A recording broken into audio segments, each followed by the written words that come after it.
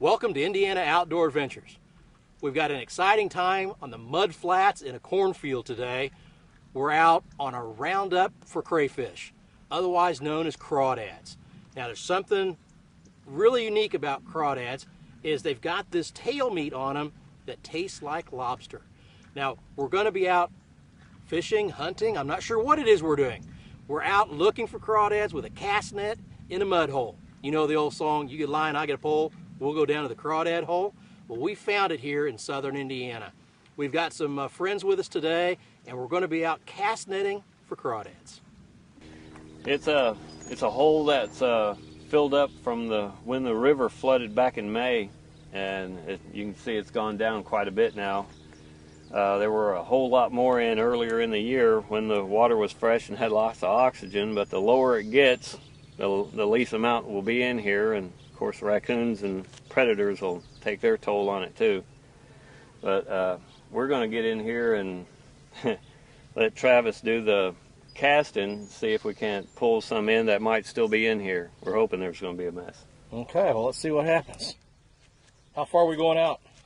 Oh, as far as we need to with them. find some. It's not very deep at all. We just have to be careful and ease out and see where they are. Show me the way. You ready? Yeah.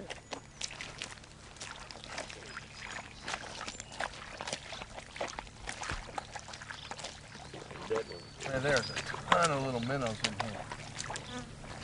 Think about it when this dries up completely. I said we go right here past this stick up. Give it a shot. You pull it. You get on the other side of me. You're going to get hit in the head. Are you a lefty? Are you throw right? This way. Okay.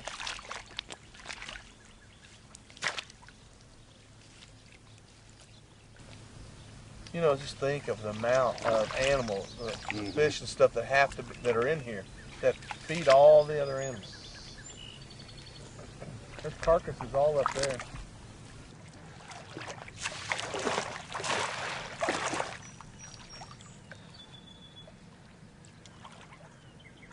It looked like a pretty good one, but you can't hardly tell on this little screen.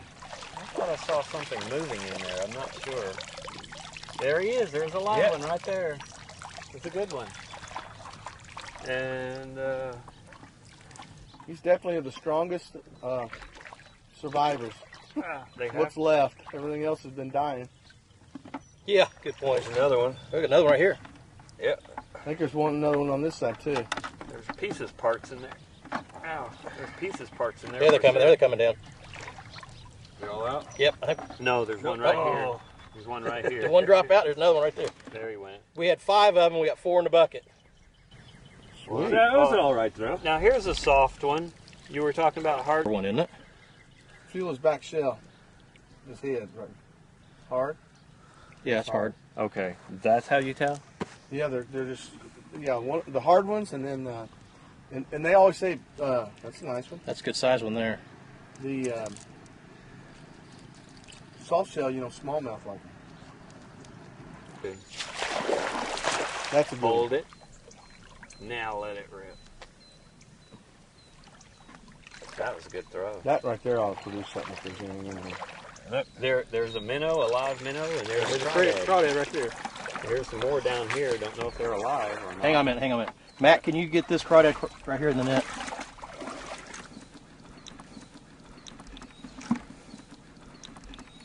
See him in there?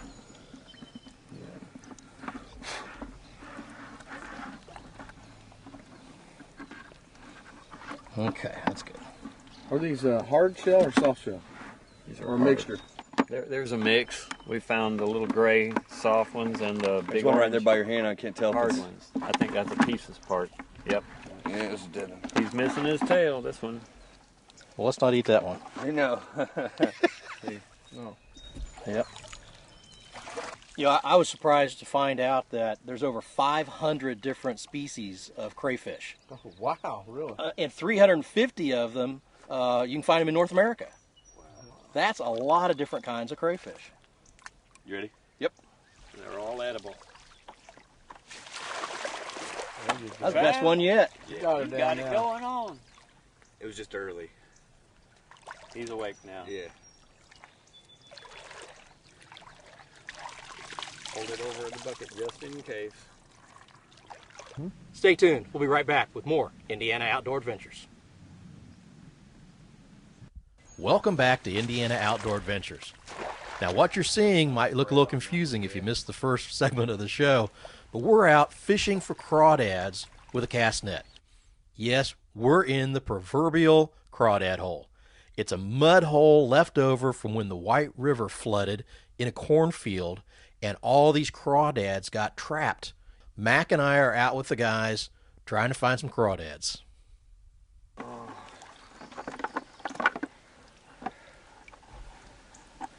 That's it. Got him? Yeah. Oh, good. Let's take a look at one of these things again. They can reach back so far. They can draw blood too. That's a crawdad or a crayfish. I heard them called an Indiana lobster. Mud bug. Mud bug. That's the Now, most disgusting. We're going to find description. out later exactly how they taste, right? Yes. So we're not just Oh, there's a minnow. fishing for fun. We're fishing for food.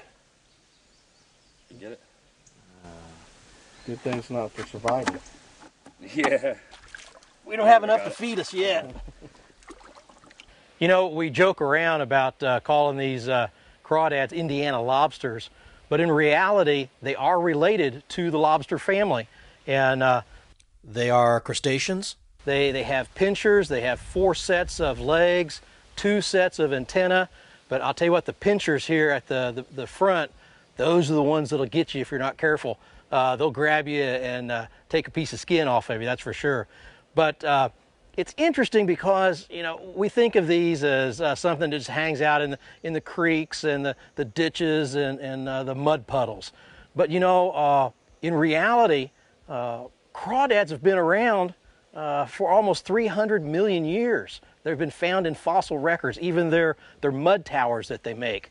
There are fossilized mud towers that have been found. And what happens is the crawdad, if the water starts evaporating like was happening on our mud puddle, eventually the water will begin to disappear. So they begin to burrow down into the ground until they can get to the water table.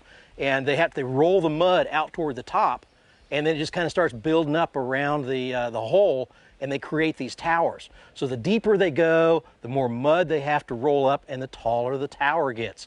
But that's one way that we know that there are crawdads in the area. Is usually there's a somewhat of an evaporated water hole close to a creek, or in this case a cornfield, and you look around and you're surely going to find their towers where they've dug deeper to stay alive down into the water.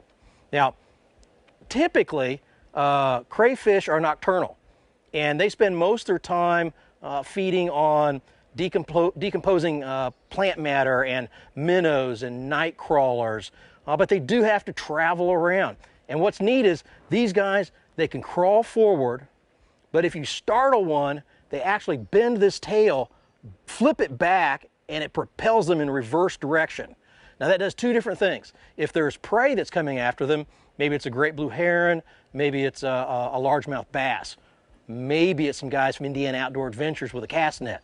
But if they're after them, they will use this tail, which is fanned out, kind of like a mermaid's tail, and it quickly throws itself forward, pushing the crawdad backwards, and it stirs up a mud cloud to help hide their escape. That's a pretty ingenious way to try and get away from a predator. All right. Good throw, Trav. Good throw. All right, now, Troy, if there's anything in there, I see something moving. I don't know what it was. Got one up here. One right here. Is it live? No. It's a shell. What's this right here? Is that a shell? Yep. Shell. That's a head. Piece of a head part. There's another minnow. Hey, there's a live one. Lower it down. I'll take the dead parts out. Rattle their cage. Knock them in. Where's it at? If he's not in the net anymore, he's in. You see? Here he is. Oh. He went in. He went in the bucket. Risky business. Now we almost lost one of our precious crawdads. They are precious now. Yeah, I know. There's not too many in here anymore. We're having to work for them today. This is work. It's fun work though. Yeah. Gets me out of the house. Yeah, there's the old song, you get a line, I'll get a pole, we'll go down to the Crawdad Hole. We sang that for a week. We are in the Crawdad Hole. Best one of the day. It's going to have 2 of them at least. If not, it's because he told them wrong. I see where this Troy, is we're going. counting on you, Troy. I see where this is going. Put it over the A bucket. lot of mud. A lot of mud. There's one right here. There's 2 right There's here. 2 right there. Two. I called it.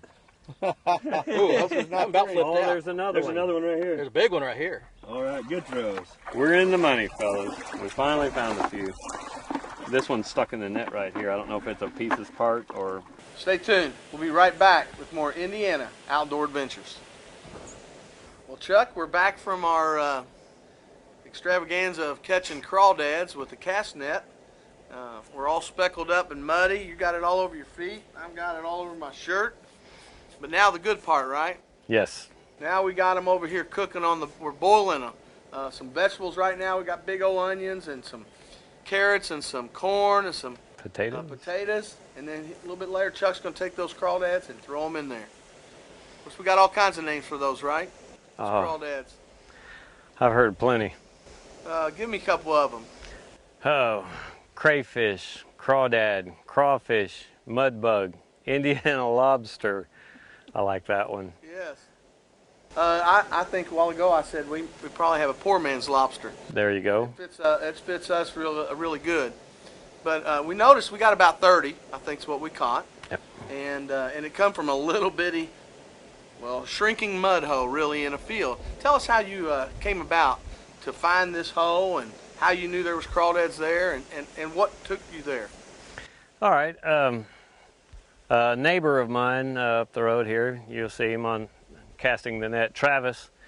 He and a friend of his and myself decided to take off down through the river road by the White River and look for places that I have permission to hog hunt. And as we were going past that, they said, "Hey, that looked like a turtle in there." And the other guy said, "I want a snapping turtle to eat." And I said, "Well, let's go back and look, because I know the farmer that's got this field. We're good to go." So we went back, parked like we did this morning there, and went into there, and it was not a snapping turtle, but every step we took, there were crawdads all over the place, and we were actually getting bit at, and we thought, wouldn't it be cool to get some of those? Never had any before. So I told him, well, I've got a cast net, and I'll do some research, see what, fishing license or what you need to get them, and we'll find out. So once we got all of our information and headed back out there, man, we'd never thrown a cast net. Travis was, he was all tangled, knotted every cast, and but every single cast he threw, they were stuck all over the net, inside or out, and the least we got was a half dozen on a really bad throw right in front of you. You know how it does when it knots up. Well, then when he got the perfection, got the throw perfected, or close to perfected. I'll never say he really got it perfected, but it was bringing in 30 to 50 at a time, and we were just having so much fun we didn't realize how many we actually had, and the bucket was overrun with them. We have to stop, so we took them back home, and he's sitting in the Jeep poking at them with a stick to keep them in. Well, it turned out on that first run there was like 300. Wow. 300. In less than a half hour. Wow. 300. So then you brought them back here. You've done a little bit of experimenting because that was your first time, right? It was trial and error, you might say. First, we learned that crawdads don't have to live in water, and they can't live in a small amount of water because there are so many, they'll deplete the oxygen faster than they can get it. They use it up faster than the water can. I even tried a small aerator pump, and that didn't work. They were dying off left and right. So a friend of mine you know him, Alan. He, Alan Garbers, yes, he's a writer. He contacted me and told me about, no, don't put them in water, put them in sawdust. He said, we put them in a cooler with sawdust and just moisten the sawdust and you're good to go. And that worked great. We went back and caught more, and it worked really good. The sawdust was perfect for them. But then, after we had between 500 and 600 in there, and we had our perfected system of keep them in sawdust, I had a small swimming pool, which is over here, my little boy's little wading pool like deal, yeah. Had it in sawdust and had it over beside the house and had it there 2 nights. The next night we were going to have the boil. Came out the next morning, there's pieces of crawdad all over the place. They were splattered on the house, on the porch, and the ground, everywhere. And evidently we'd been raided by raccoons overnight. So then so the next night I had to put them inside the garage, shut it down, clean it all out, and condense them into a smaller area. And it was a learning process from beginning to end all the way through. How to catch them, how to work a net, how to store them, the whole deal. How to cook them. Exactly. Even Alan, I believe, helped you a little bit on that, did he not? Yes, he did. He said he had researched some videos on YouTube, and he found that bring your water, vegetables, and all to a boil, plunge them in live like you do a lobster, let the water return to boil, 2 minutes, shut off the heat, take it off the heat, whatever, and let it sit 15 minutes, you're ready to roll. We had some neighbors over that had brought corn on the cob and potato salad and noodle salad, things like that, and they had never had it. And it was really amazing. Even the people that didn't like anything wild was really into it. They loved it a lot. We were dipping them in butter and squirt lemon, anything that you could eat crab meat or shrimp with, boiled shrimp or whatever. It's right along the same lines as that. And you wouldn't imagine that you would get that flavor from something out of a mud puddle. Yeah. You just wouldn't imagine it. Literally. Literally. Right out of a cornfield where there's a low spot where the water had gathered, and we weren't in any more water than that. That's what it looked like, about that. Felt like that was the deepest part, probably. Throwing a cast net onto soybean stubble. Oh, the White River isn't a quarter mile from there, and every spring, nearly every spring, it'll flood from the spring rains, and that fills up those bottom crop fields with water from the river, and as it recedes, the depressions are like small ponds. And you'll find people down there bow shooting carp, or like us, cast netting for crawdads, and they hold a lot of critters down in them, but it all comes from the White River flooding. And when the White River goes back down, the floodwaters come back into the banks, it leaves these depressions. And what's crazy is where we were right here by the road. There's what we call the mud puddle, and then there's a rise, and it's all corn for a quarter of a mile until you get to the river. Right. So we're a quarter mile off the river, and that's how long those ponds sustain water. If it's early May or late May that we had the flooding, and then we still have water there. I know it right now with the heat, it's drying up pretty quick. Yeah, the corn was probably 1.5 feet tall. Yeah. So the water is still a good 6 inches, but 2 weeks prior it was almost 1.5 feet, and there were probably hundreds of thousands of crawdads in there at that time. It's one of those every cast you bring back something. So a little earlier would have been a lot better, but still it was still a blast to get out there, do anything I can do. Anything we can do to get outdoors, that's what we're all about. We love coming out. It doesn't matter what we're doing. Troy and I love it, and we love meeting everybody. We get to meet people. Chuck and Travis today, showing us a little bit of their honey hole and stuff. How do you pronounce that? Zatarains? Zataran. Zataran. That's what I've heard. Hold the two up there together. There's our seasoning. You've seen flip, Zatarans, crab boil, crawfish, and shrimp. That's awesome. See the color now?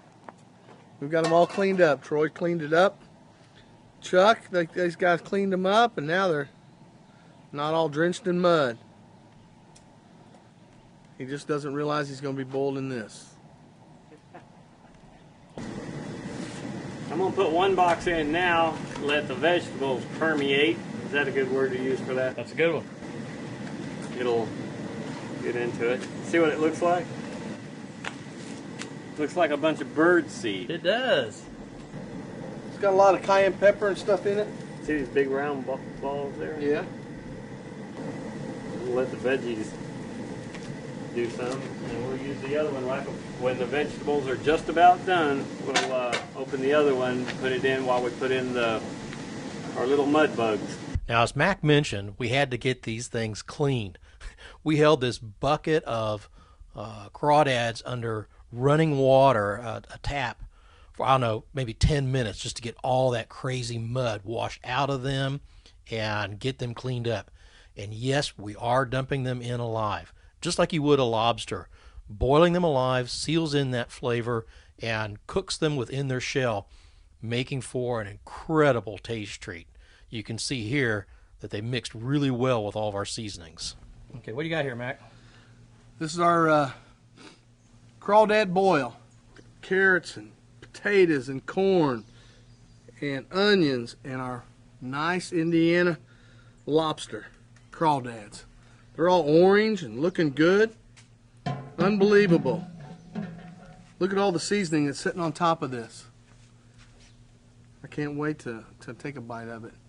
It looks awful good. Looks a lot better than when we was in the mud hole catching them, doesn't it? Sure does. And it smells awesome. I wish you people could smell it, but that's something we haven't perfected through the camera yet. But right now, it smells real good.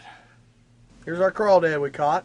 Now, the way I was taught, and I'll let Chuck correct me, you break that off, and then you just peel the shell off. Is that correct? The midsection of the body, just pinch it real good. Right here? And then work it back and forth until the tail just peels right out. Pull. Okay. Throw this. Yes. Let's touch it. I'll get a plate for that there. Now, work that shell off till you end up with nothing but the meat.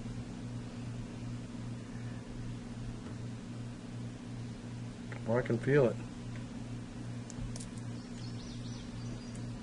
Ooh, there it comes. There it comes, getting out of the shadow. I just pinch it down at the back and it'll come out like, there you go. All right, now, this top section right here, if you grab it and pull, you see that? No, I can't see. I It see what peels- you're doing. The top peels back like that. So it takes that vein right off the back, Yes. like the spinal cord or something. And there it is in there. Just pull that out. That's like the nerve on a frog. And then it's a good clean piece right here. You can take your fork, stab it, dip it, squirt it, lemon juice or however you like it. I'll take it just like this. Awful good. Really good. Keep filming, Troy, because we're going to eat. Hey. Oh, my goodness. Reach in there and get you one. That's not a big piece of meat, but it's just right for a bite. Where's that butter? Right here.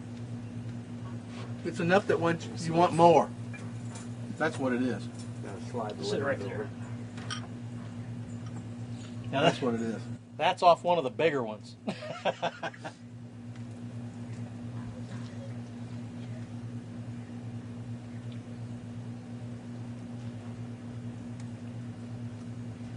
Oh man, that's good. I've already tried everything in there. It has a very lobster type of flavor to it. We'll see you next time, right here on Indiana Outdoor Adventures.